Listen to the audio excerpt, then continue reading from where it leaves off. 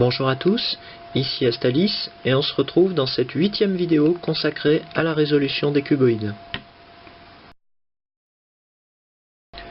Le but de cette 8e vidéo, c'est de vous montrer comment résoudre facilement un 3 par 3 par 5.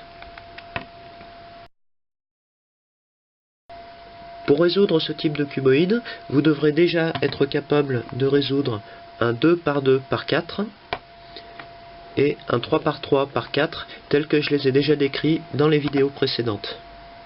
A noter qu'il existe plusieurs variantes de 3 par 3 par 5. Il existe par exemple une variante cubique avec des rangées de faible épaisseur comme celle-ci, ou une autre dite proportionnelle où toutes les pièces ont la même hauteur, une hauteur qui correspond à celle de ce coin. Mais en pratique, tous les 3 par 3 par 5 se résoudront exactement de la même manière. Pour résoudre ce 3 par 3 par 5, je vais reprendre la technique générale de résolution que j'ai déjà adoptée pour le 3 par 3 par 4 dans la vidéo précédente, c'est-à-dire qu'on va d'abord résoudre les rangées internes, puis progressivement on va résoudre les rangées externes. Mais on va voir qu'il existe un cas particulier pour ce 3 par 3 par 5 qu'on ne rencontre pas dans le cas du 3 par 3 par 4. Tout comme le 3 par 3 par 4, mon exemplaire du 3 par 3 par 5 a un thème de couleur qui est identique à celui généralement adopté sur un cube standard. Si ce n'est pas le cas du vôtre, vous devrez adapter la suite de mes commentaires à votre propre exemplaire. Si on considère l'architecture de ce 3 par 3 par 5, on constate que de la même manière que le 3 par 3 par 4, on a un centre fixe sur la face supérieure et la face inférieure, mais on a également un centre fixe sur chacune des 4 faces latérales du cuboïde. La couleur de chaque face de ce 3 par 3 par 5 sera donc imposée par celle de son centre fixe. Ce qu'on remarque également sur le 3 par 3 par 5, c'est que chacune de ces faces latérales comporte un nombre impair de pièces suivant les deux dimensions, ce qui permet en pratique d'utiliser des rotations à 90 degrés, quelle que soit la face que l'on décide de tourner, et on voit bien que le 3 par 3 par 5 est un cuboïde qui sera capable de changer de forme au cours de sa résolution. C'est une propriété qu'il partage avec le 2 par 2 par 4. Parmi les cuboïdes à changement de forme, on a vu qu'on pouvait considérer le 2 par 2 par 4 comme un cube 2 par 2 avec deux rangées d'extensions mobiles. Ce sera la même chose pour le 3 par 3 par 5, on pourra le considérer ici comme un cube 3 par 3 avec deux rangées d'extensions mobiles. Première étape de la résolution du 3 par 3 par 5, lui redonner sa forme d'origine. Et pour ça, on va choisir un des deux centres fixes, blanc ou jaune, disons le blanc, et on va chercher à rassembler autour de lui 4 extensions de manière à former une croix. Ici, j'ai déjà une extension présente et je vais ajouter les 3 autres.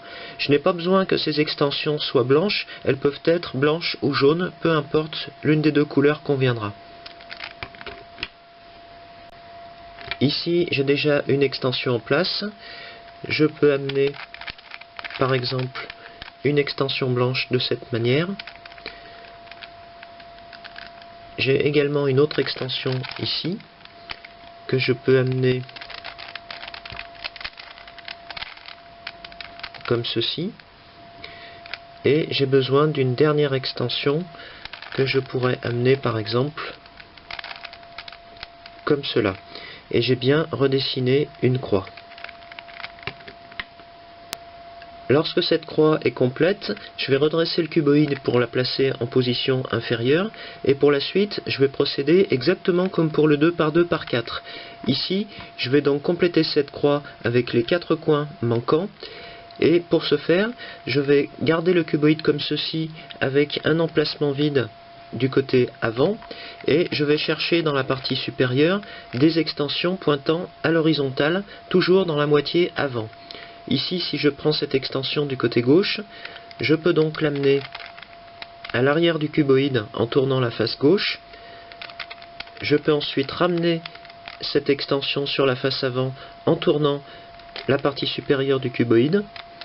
Et enfin, je peux amener cette extension sur la face inférieure en tournant à nouveau la face gauche. Et je constate que j'ai ajouté un coin à ma croix, et ce coin peut être également de couleur blanche ou de couleur jaune, ça n'a pas d'importance ici. Une fois que j'ai placé mes 4 coins inférieurs pour compléter ma croix, j'ai donc une rangée inférieure complète et je m'aperçois que j'ai aussi la rangée du dessus qui est complète. L'étape suivante, ça va être de s'occuper de la rangée centrale afin de la débarrasser de ces extensions qui doivent normalement se trouver au sommet du cuboïde. Pour rendre sa forme à la rangée centrale, on va ici chercher dans la partie supérieure du cuboïde une arête simple, c'est-à-dire une arête qui n'est pas reliée à une extension du cuboïde. Ici j'ai une arête qui est bleue et orange, et je peux tourner la partie supérieure du cuboïde pour l'amener en correspondance de couleur avec le centre fixe d'une face latérale, ici le centre bleu. Si je regarde sa deuxième couleur orange, je m'aperçois que le centre orange est ici sur la gauche. Et ce qu'on va faire, c'est qu'on va permuter cette arête avec celle-ci, exactement de la même façon qu'on le ferait sur un cube 3 par 3. Donc ici, sachant que je dois placer cette arête sur la gauche, je vais d'abord tourner le haut du cuboïde vers la droite. Je monte la face gauche. Je tourne à nouveau le sommet du cuboïde vers la droite. J'abaisse la face gauche. Ensuite, je ramène la moitié supérieure du cuboïde dans le sens contraire. Puis, je termine la manœuvre de manière à amener cette arête à sa place entre les centres orange et bleu. Et je vais faire ça pour toutes les arêtes de la rangée centrale du cuboïde. Ici, je suis dans une situation où j'ai en apparence rendu sa forme à la rangée centrale, mais puisqu'on profite de cette remise en forme pour réarranger les couleurs des arêtes entre elles, je remarque que cette arête est mal placée, puisque je n'ai pas continuité de couleur sur les deux faces ici. En fait, si je regarde mieux, je m'aperçois que j'ai cette arête qui est mal placée et celle-ci. Donc, il va falloir que j'intervertisse ces deux pièces.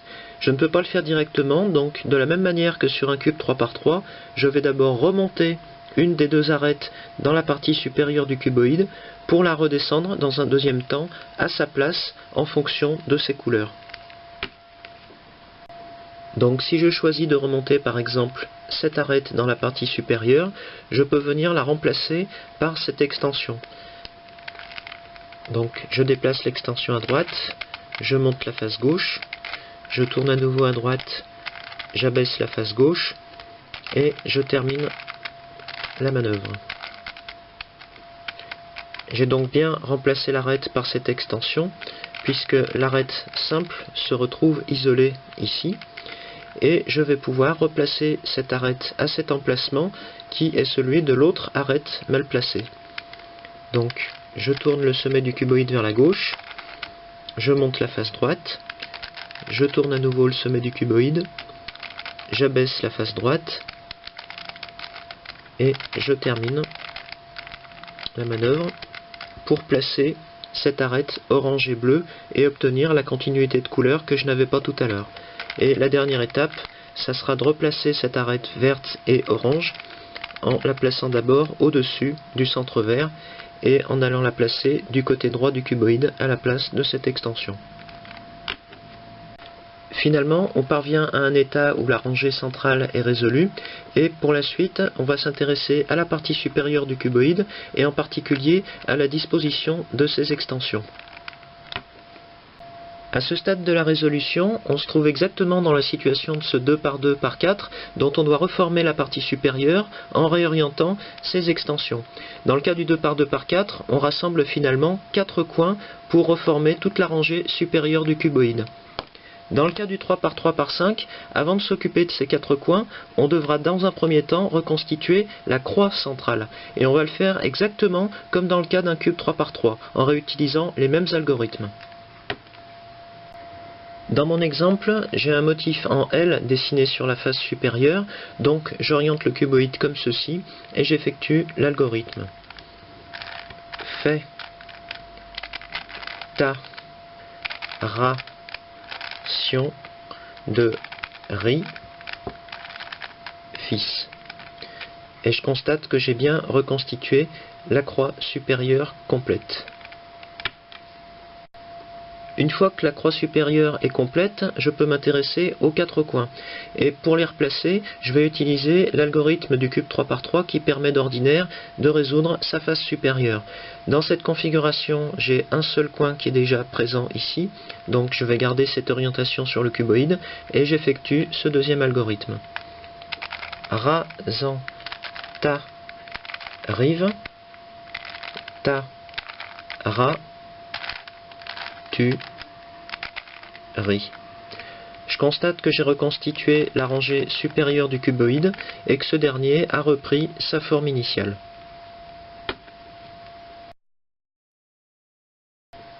Pour la suite de la résolution, je vais m'intéresser à cette rangée, la rangée située immédiatement au-dessous de la rangée équatoriale du cuboïde. Et mon objectif, ça va être de venir placer ici un centre de la même couleur que le centre fixe de la face, ici orange. Ici, je vois que j'ai un centre vert, et pour trouver un centre orange, je vais aller chercher dans la rangée située au-dessus de la rangée équatoriale. Et je vois qu'ici, j'ai un centre orange. Donc pour venir placer ce centre orange ici, je vais d'abord, dans un premier temps, tourner de 180 degrés cette face, ce qui va me permettre d'amener le centre orange au-dessus du centre fixe, et il ne me restera plus qu'à tourner de 180 degrés à nouveau cette face pour placer ce deuxième centre en dessous du premier. Et je vais faire exactement la même chose sur chacune des 4 faces latérales du cuboïde. Une fois que les 4 centres sont en place dans la rangée interne inférieure du cuboïde, je vais pouvoir m'intéresser au placement des arêtes de cette rangée. Et pour venir placer ces arêtes, je vais, de la même manière que sur le 3×3×4, les permuter avec les arêtes d'une autre rangée. Ici, ce sera la rangée interne supérieure, et je vais le faire en utilisant l'algorithme habituel. Ici, je vois que j'ai une arête verte et orange qui est bien orientée pour venir se placer entre les centres vert et orange. Donc, j'applique directement l'algorithme. Ri, ta, doigt, par, tire.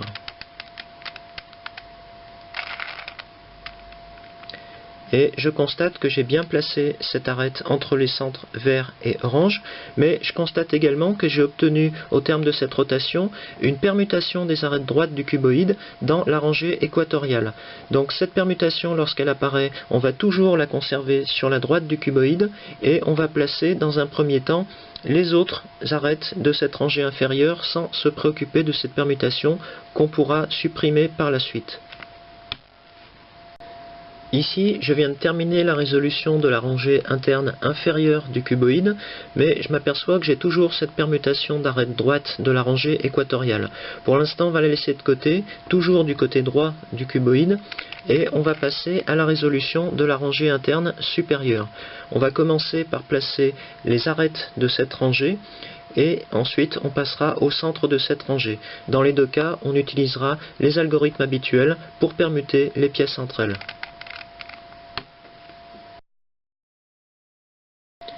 Ici, je viens de terminer la résolution de la rangée interne supérieure du cuboïde et je m'aperçois que j'ai toujours une permutation sur les 2 arêtes droites de la rangée équatoriale. Donc pour supprimer cette permutation, j'ai 2 façons de faire. La première, c'est de tourner de 180 degrés la face droite pour avoir en apparence une permutation non plus d'une seule paire d'arêtes mais de 2 paires d'arêtes. Et à partir de cette situation-là, si je place le cuboïde comme ceci, je peux utiliser exactement le même algorithme que j'avais utilisé pour le 3×3×4. Des thunes. Si je refais des thunes, tu feras des thunes. Et je m'aperçois que j'ai bien réglé le problème de permutation des arêtes droites. La deuxième façon de se débarrasser de cette permutation d'arêtes droites dans la rangée équatoriale, c'est de placer de la même manière le cuboïde comme ceci, et d'appliquer un algorithme qui sera presque le même que celui qu'on vient de voir à une rotation près. Des thunes. Si je refais des thunes, on fera des thunes. Et ici, si je tourne la rangée droite, je retrouve 3 rangées résolues sur mon cuboïde. À ce stade, il ne reste plus qu'à résoudre les 2 rangées extrêmes du 3 par 3 par 5, mais je n'entrerai pas en détail dans le principe de cette résolution, puisque tout va se passer exactement comme pour le 3 par 3 par 4 que j'ai déjà décrit dans la vidéo précédente. Si vous n'avez pas réglé en cours de résolution le problème de permutation des 2 arêtes droites de la rangée équatoriale du cuboïde, vous pouvez vous retrouver dans ce type de situation en fin de résolution, la situation où on a les 2 rangées internes qui présentent cette permutation d'arêtes. Mais dans ce cas de figure, on a vu qu'on pouvait régler les choses en tenant le cuboïde comme ceci et en appliquant l'algorithme qu'on a déjà vu dans sa première variante, celle qui permet de régler le problème de permutation dans un nombre pair de rangées. Maintenant que vous savez résoudre le 3 par 3 par 5, je vous propose dans la vidéo suivante de généraliser ce type de résolution à un cuboïde de type 3 par 3 par n, en l'occurrence un 3 par 3 par 9. A tout de suite.